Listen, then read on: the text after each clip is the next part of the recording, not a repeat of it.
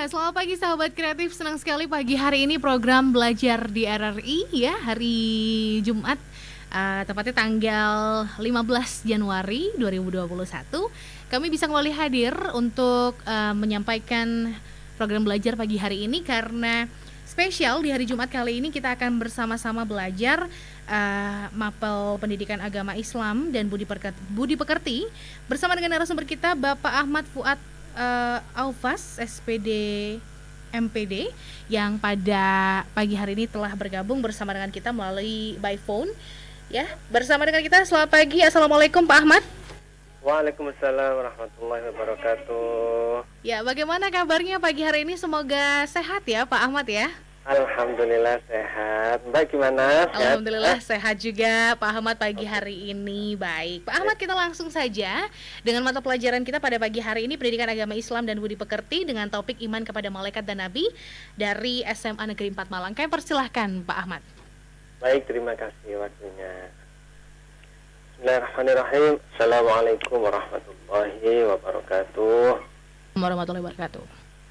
Bismillah, alhamdulillah, wassalatu wassalamu ala rasulillah Sayyidina wa maulana Muhammadin bin Abdillah wa ala alihi wa sahbihi wa mawala wa la hawla wa la quwata illa billah, amma ba'd.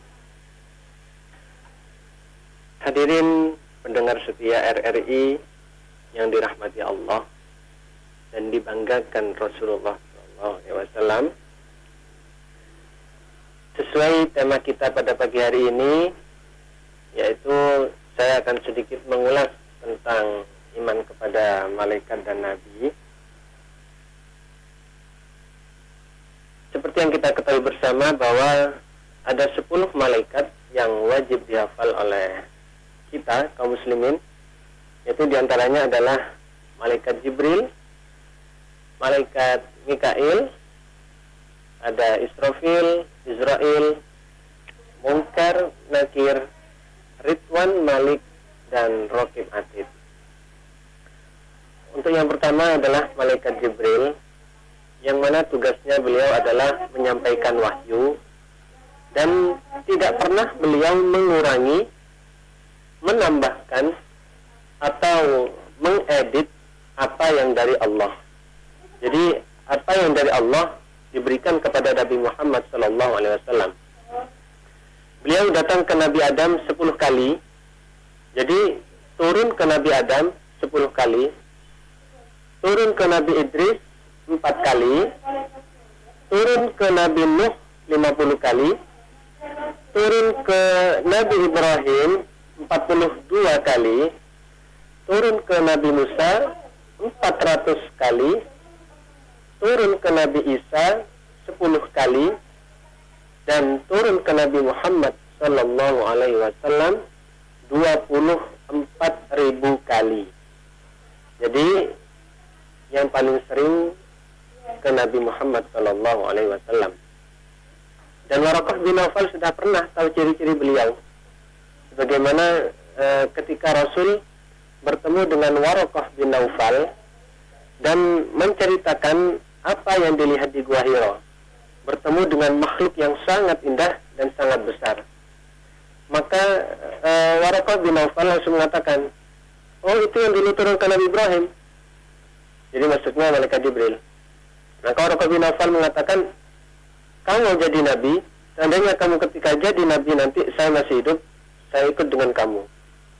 Untuk ketika kamu diusir oleh orang kotamu. Lalu Nabi Muhammad bingung, loh, saya diusir oleh orang kota saya? Nggih. Karena waktu itu orang-orang belum tahu kalau Nabi Muhammad sudah jadi nabi, karena Rasul belum berdakwah. Nah, sehingga Nabi Muhammad belum memberitahu tentang dakwah Islam. Makanya Rasul heran, loh, mereka itu cinta sama saya, orang Mekah itu cinta sama saya, keputusan mereka itu dipilihkan ke saya, mengembalikan Hajar Aswad diserahkan kepada saya. Apakah mereka akan mengusir saya? Ya, tidak ada satupun yang datang ke umat dalam status seperti kamu, kecuali pasti diusir atau dihinakan, kata Waraqah bin Nawfal. Seperti firman Allah, ya hasratan 'alal ibad ma ya'tihim min rasulin illa kanu bihi yastahzi'un. Alangkah ruginya hamba ini tidaklah diutus satu nabi pun kecuali pasti mereka menghinakan nabi-nabi tersebut. Maka Nabi Muhammad adalah yang paling sering didatangi oleh malaikat Jibril.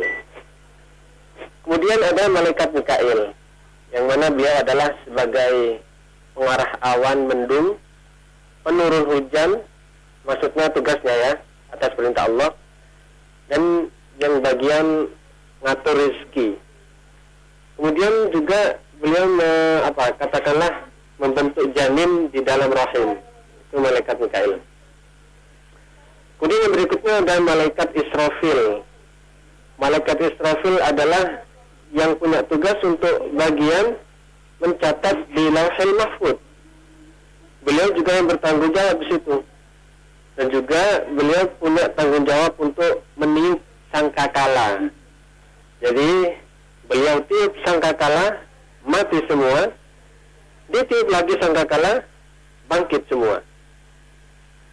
Kemudian ada lagi malaikat yang pertama akan ditemui manusia ketika hidup di dunia, yaitu malaikat Israel. Nah, malaikat Israel ini malaikat pertama yang akan ditemui oleh manusia. Dan ketika datang kepada Nabi Musa, akan mencabut nyawa Nabi Musa, beliau pamit dulu. Karena beliau setiap mencabut nyawa seorang nabi, beliau itu selalu pamit dulu. Setiap nabi mau dicabut, pamit dulu ke nabi. Kalau sama manusia ya langsung aja. Tapi kalau sama nabi, pamit dulu. Sama halnya ketika malaikat Israel akan mencabut nyawa seorang Nabi Muhammad SAW, beliau pamit dulu.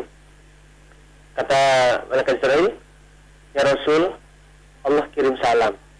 Boleh. Mau saya cabut? Saya cabut. Kalau tidak mau, belum mau atau dari yang kerso, kata orang Jawa, belum tertarik untuk wafat, saya kembali. Saya kembali ke langit. Saya akan berzikir dan menunaikan tugas saya yang lain, kata malaikat Israel. Maka Rasulullah SAW diam sebentar, kemudian menoleh ke malaikat Israel. Ar-Rafiqil A'la. Balik nang Gusti Allah saja.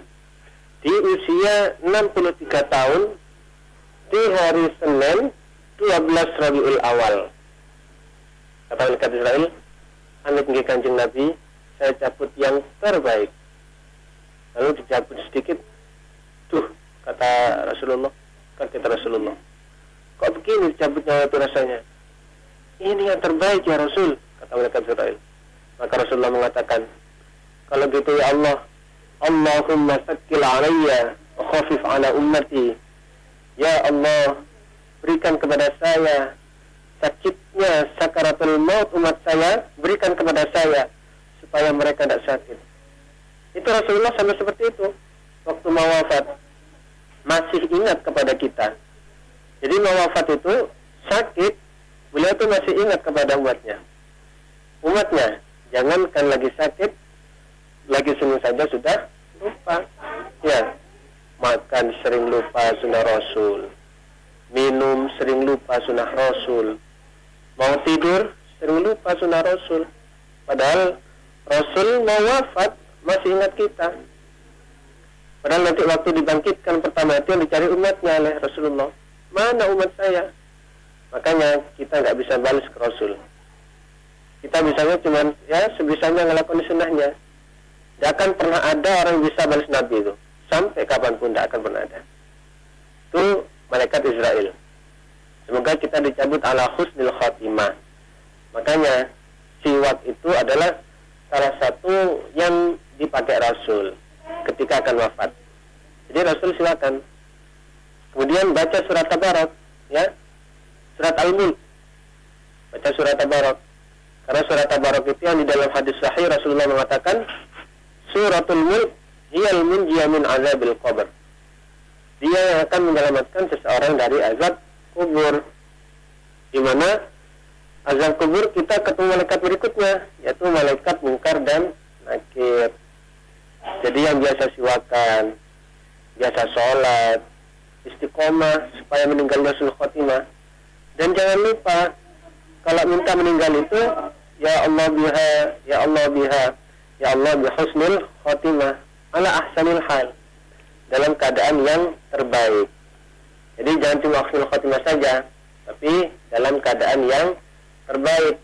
Entah itu tengah-tengah sholat, entah tengah-tengah ngaji, entah tengah-tengah baca Al-Quran, entah tengah-tengah tawaf, ala ahsanil hal, dalam hal yang terbaik. Jadi mintanya begitu. Nah, kalau sudah wafat, dicabut malaikat Jibril, ketemu dua malaikat berikutnya, yaitu malaikat Munkar dan Nakir. Ini beda alam sudah beda alam.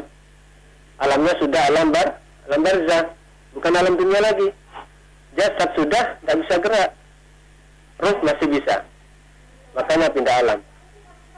Ditanya oleh malaikat Munkar dan Nakir, man rabbuka, siapa Tuhanmu? Siapa temanmu? Mana kiblatmu?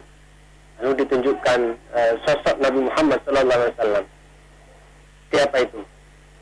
Ini di dalam hadis Rasul, siapa itu? Maka orang yang biasa berselawat, sholat, berbuat baik, walaupun dia tidak bisa bahasa Arab, dia akan menjawab, Allahu Rabbi, Tuhan saya Allah. Cuma pertanyaan dijawab, walaupun dia tidak bisa bahasa Arab di dunia. Karena waktu itu bahasa sudah bukan bahasa lisan ini, tapi lisan pakai lisan amal. Orang tidak beramal ya percuma, walaupun dia orang Arab.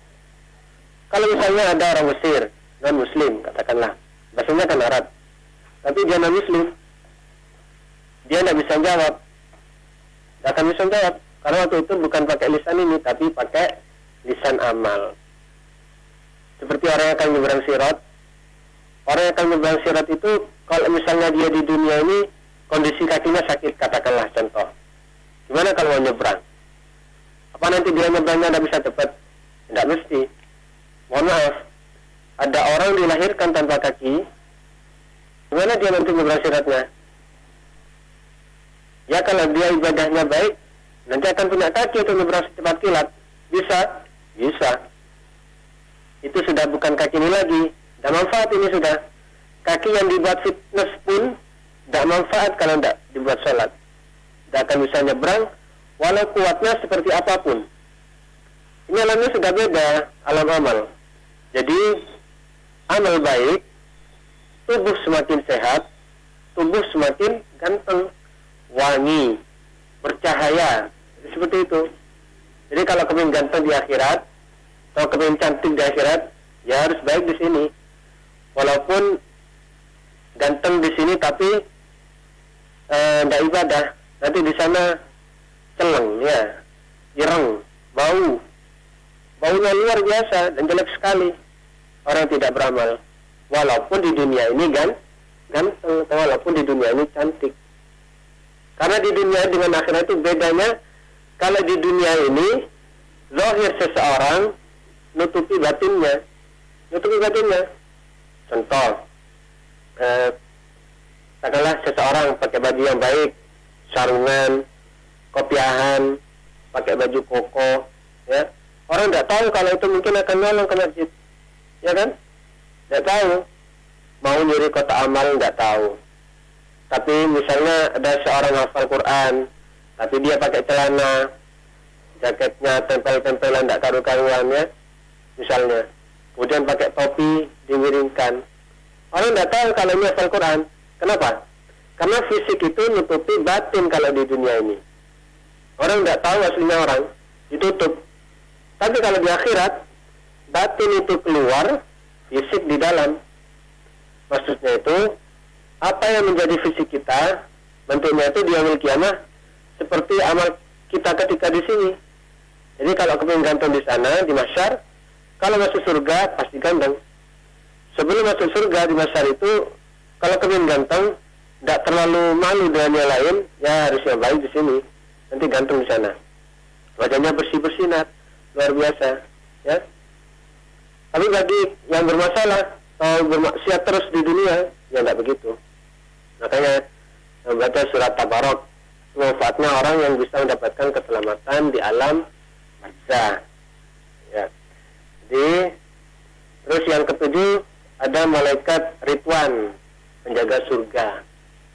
Smiley, ya, senyum terus, suneh kata orang Jawa, guyu terus, nyata terus.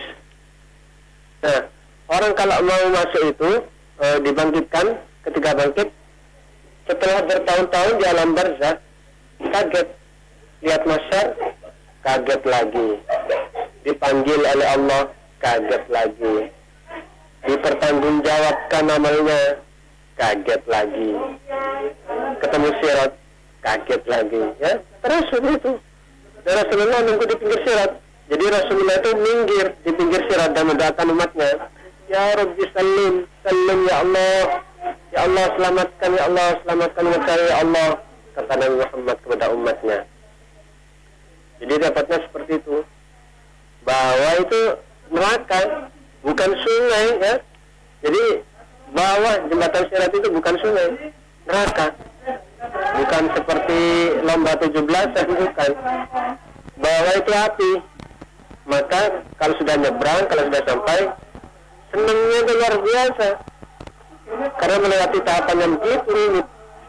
Begitu sampai di surga, maka disambut oleh malaikat Ridwan, ya. Lalu malaikat Ridwan mengatakan, Assalamualaikum, wah selamat ya. Kayak kalau lama nggak berjumpa itu, wah selamat, kita fadkhul, ayo monggo. Seperti itu. Lain dengan malaikat yang ada di neraka. Kalau di neraka itu jajar dulu, ya. Malaikat duduknya ada malaikat Malik. Jadi nanti jajar dulu. Tapi malaikat Malik bukannya bagian kerja, ya. Malaikat Malik itu rajanya, namanya aja Malik, ya. Malik itu apa? Raja. Jadi rajanya malaikat Malik itu. Yang kerja yang lain, jadi ada Kopassusnya, berjumlah 19. Allah mengatakan alaiha tis'ata asyar. Jadi ada 19 orang malaikat yang tinggal di neraka. Untuk apa? Yang untuk menjaga orang-orang yang selama di dunia maksiat terus, dosa terus, ya. Jadi ada 19 malaikat. Ghiladun syidadin la ya'sunallaha ma amarahum wa yaf'aluna ma yu'marun. Mereka itu tidak pernah melanggar peraturan Allah dan selalu melaksanakan perintahnya Gusti Allah. Itulah malaikat. Jadi malaikat yang ada di neraka itu keras, wajahnya itu menakutkan. Malaikat. Walaupun normalnya kita tahu bahwa malaikat itu ganteng, ya. Malaikat itu ganteng. Tapi malaikat yang dicipta untuk menjaga neraka menakutkan. Nah, ini kalau orang mau masuk neraka, dijajar dulu oleh malaikat-malaikat menjaga neraka. Nanti kita lihatkan, ayo mas, dilihat dulu. Itu loh tempat sampai nanti. Bayangkan, kita pernah melihat lahar kalau bergejolak itu, gunung berapi itu, lahar gunung berapi, panasnya seperti itu. Mas, sampai lihat, nanti masuk situ, nangis semua. Jadi sebelum masuk itu dilihatkan dulu, kaget. Wah, saya balik ke dunia, sumpah saya mau ibadah. Oh, enggak bisa sudah.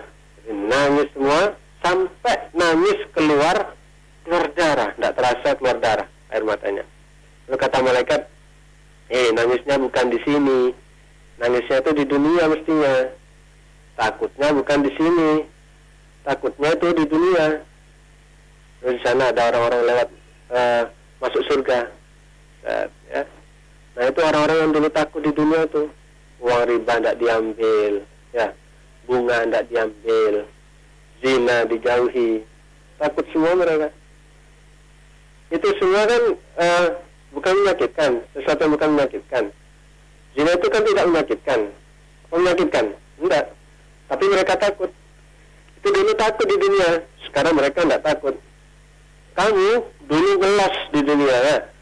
Los dol, semua dilakoni, semua kamu lakukan maksiat, ya.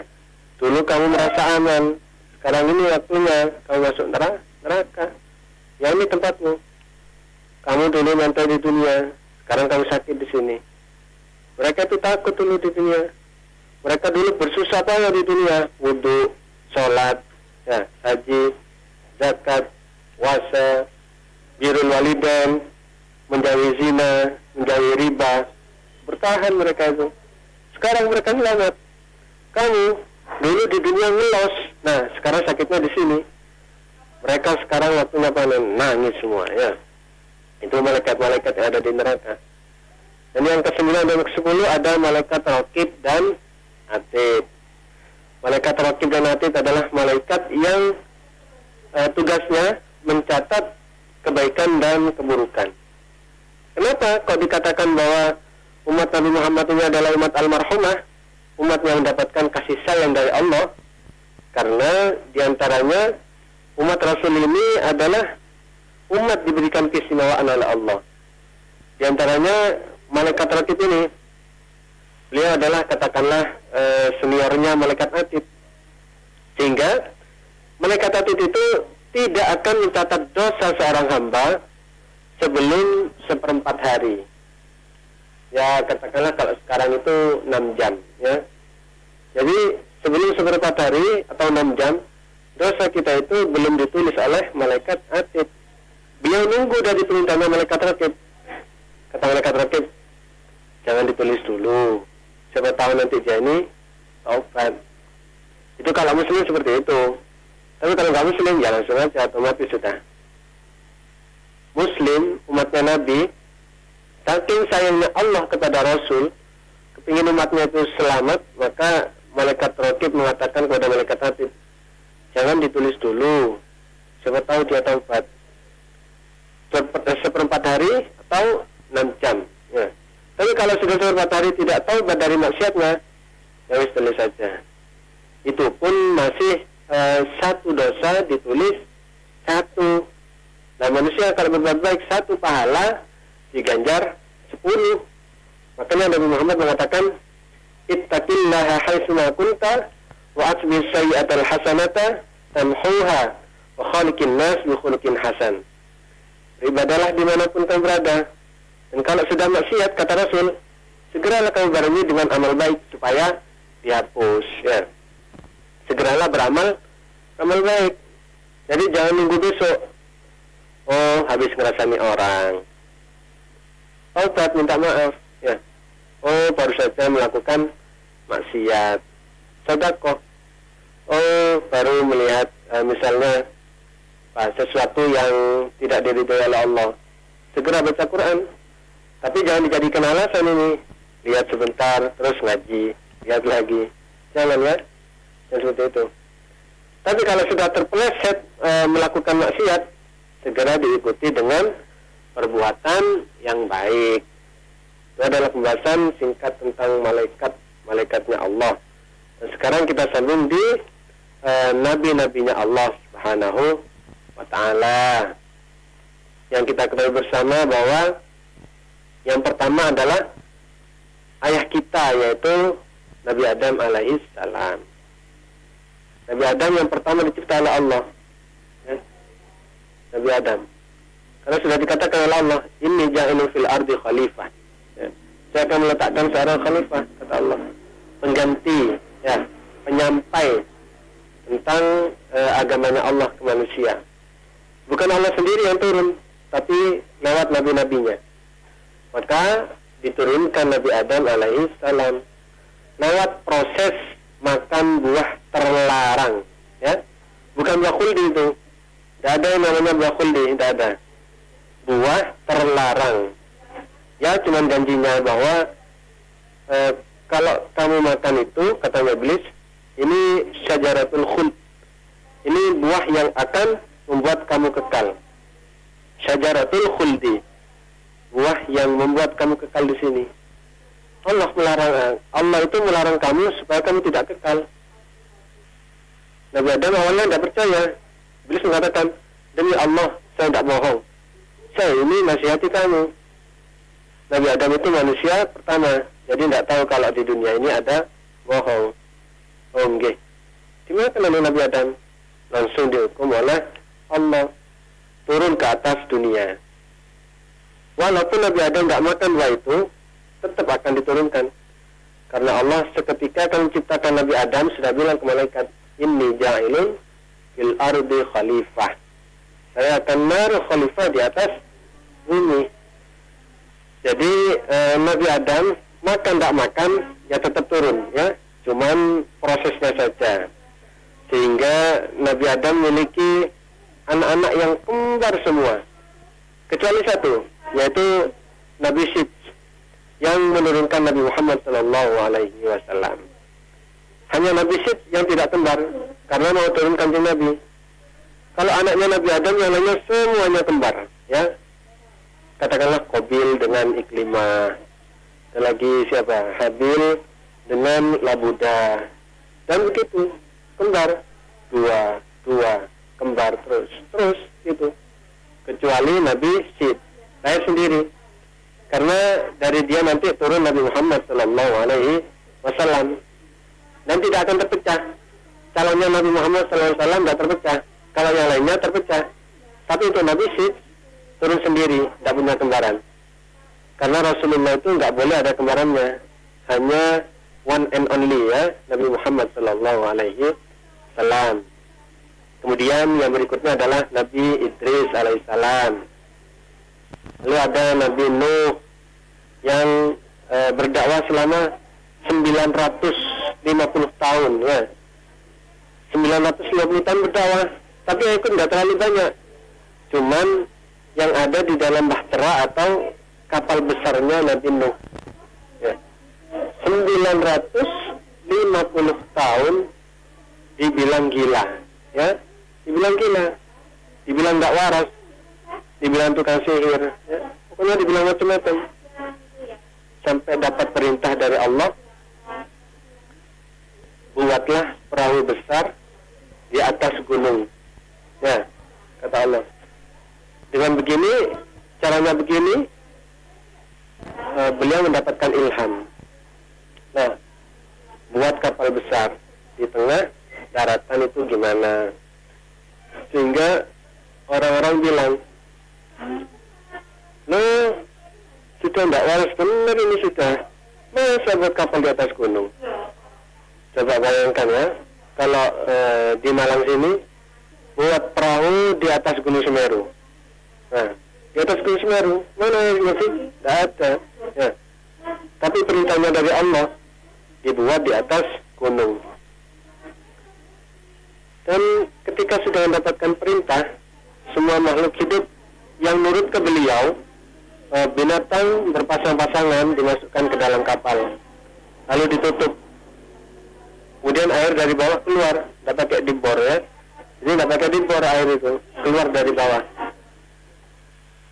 Ya, terus keluar hujan deras, ya, hujan deras, tsunami. Orang-orang mulai bingung, naik ke gunung kena, ya, naik terus, sudah banyak yang tenggelam. Maka sampai kapalnya Nabi Nuh mulai berlayar, kelihatan anaknya yang bernama Kan'an, ya, dikatakan oleh Nabi Nuh alaihissalam, ya bunayya irkam ma'ana, hei nak, ayo nak, naik sini nak, ikut sama kita. Katanya Kanan, tidak papa, tidak papa, ya, aku akan lari ke atas gunung papa, kata Kanan. Lalu katanya Nabi Nuh, nak, tidak ada yang bisa aman dari murkanya Allah hari ini nak, naik sini kami nak. Tidak papa, saya akan naik ke atas gunung. Tak lama kemudian ombak datang dan hilang anaknya sudah, Kanan hilang. Cuman banyak ulama yang berpendapat itu anak tirinya Nabi Nuh ya? Karena Nabi Nuh menikahi istrinya dalam keadaan janda beranak satu. Jadi itu ada pendapat yang seperti itu, dan saya lebih tertarik dengan itu. Jadi itu bukan anak kandungnya Nabi Nuh alaihi salam. Maka wafatlah, dan akhirnya mereka berlabuh setelah melihat seekor burung yang datang. Jadi ada seekor burung datang, kemudian kakinya sudah ada lumpurnya. Loh, berarti sudah daratan ini. Cuma pendapat ulama masih belum klop. Apakah sedunia banjir atau hanya sekitar daerahnya Nabi Nuh saja? Karena saat itu manusia habis semua, ya, tinggal di perahu saja. Makanya Nabi Nuh dipanggil Abul Bashar As-Sani, bapaknya manusia yang kedua setelah Nabi Adam. Karena waktu itu tidak ada lagi kecuali beliau. Ada lagi Nabi Hud, ya, Nabi Hud yang di dekat Tarim di Yaman. Jadi setiap tahun ada 2 kali rombongan ziarah ke Nabi Hud. Semoga nanti insya Allah kita ke sana ya. Kemudian Nabi Saleh alaihissalam, di mana beliau ini diberikan kelebihan oleh Allah ketika umatnya menantang untuk mengeluarkan onta dari dalam batu. Ditantang oleh umatnya. Coba kalau kamu hebat, kalau kamu memang Nabi, keluarkan onta dari dalam batu, kata umatnya. Maka Nabi SAW mengatakan, ya Allah, biiznillah, dengan izinmu, keluarkanlah onta agar mereka beriman kepadamu. Lalu berizin oleh Allah, keluar 2 onta dari dalam batu, anaknya dan ibunya. Ontanya besar, dan onta ini adalah onta yang akan membawa keberkahan bagi orang-orang sekitar Nabi Saleh. Ya. Dikisahkan bahwa onta ini akan beri setiap hari susu onta ke rumah mereka masing-masing. Jadi keliling. Mereka tinggal buka pintu, susu diperas, susu onta, lalu dibawa masuk. Karena mereka waktu itu tidak makan seperti odading, odading, atau makan mie setan, ya, tidak makan mie setan, tidak, atau berontak, kilo, ya, tidak makan seperti itu. Mereka dulu minumnya susu onta, susu kambing, nah, jadi itu makanannya sehari-hari.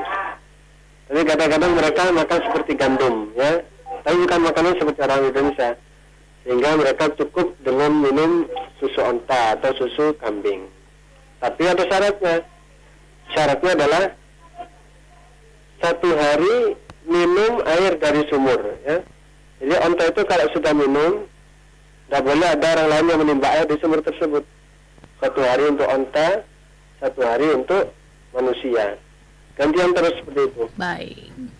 Ya, Bapak, ini sangat menarik sekali ya program pembelajaran kita pagi hari ini, Belajar di RRI bersama dengan Pak Ahmad Fuad. Namun sayang sekali memang waktunya sudah, kami harus segera mengakhiri program Belajar di RRI pagi hari ini dengan topik iman kepada malaikat dan nabi dalam mata pelajaran pendidikan agama Islam dan budi pekerti. Mungkin singkat saja di akhir yang mau disampaikan kepada semua pendengar Radio Republik Indonesia, khususnya untuk siswa-siswi yang ada di rumah terkait mata pelajaran pagi hari ini. Iya, terima kasih. Jadi ada 10 malaikat ya yang wajib diimani oleh kita sebagai umat muslim, dan ada 25 nabi yang wajib diimani oleh orang muslim. Jadi semoga kita diberikan berkah dan bisa kumpul dengan beliau-beliau semua nanti ya. Semoga kita diberi keselamatan di dunia akhirat, karena ini sudah mepet waktunya hari Jumat ya, persiapan Jumatan. Dari itu saya akhiri, mudah-mudahan kita bisa berjumpa lagi dengan tema-tema yang lain ya. Sallallahu alaihi Muhammadin wa ala alihi wasallam, alhamdulillahirabbil alamin. Ya, baik. Terima kasih Pak Ahmad Fuad untuk materinya pada pagi hari ini. Selamat menjalankan sholat Jumat dan selamat siang. Assalamualaikum. Ya, terima kasih. Ya, baik sahabat kreatif, itu tadi ya program Belajar di RRI pagi hari ini yang bisa kami sajikan. Terima kasih juga untuk Anda yang sudah menyaksikan tayangan kami melalui live streaming RRI Pro 2 pagi hari ini. Saya yang bertugas pamit undur diri. Selamat siang dan juga salam Pro 2.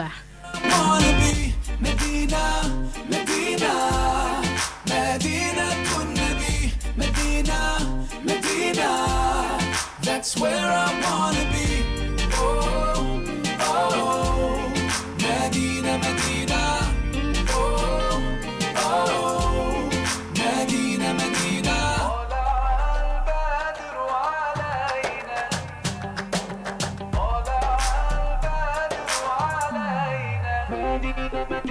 طلع